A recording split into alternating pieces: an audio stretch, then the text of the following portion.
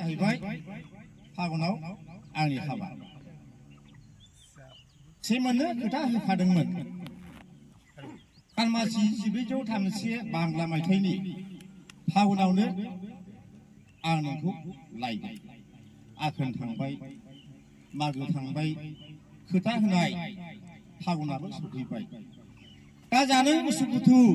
थांहा गैया बारा फागुननि जावलिया बारजों गोसोआव सानदों आं नोंखौ लानानै माबायदि हाबा खालामदों मन्दिराव ना गामियाव लाबोनानै जोंहानि न'नि बाथौ थानसालियाव खालामखाबाय आइ आफा बिहामजो गोदाननि मुङाव हालाय लाहार फाहार देलायनाय होनायनि जरा जरा सनानि खोमा गन्थं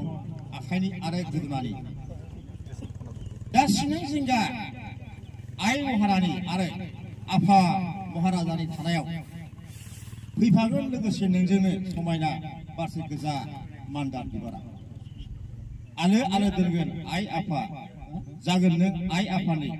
राज अन्दरनि लोखि माइनाव समायना जाथारगोन जोंहानि न'खरा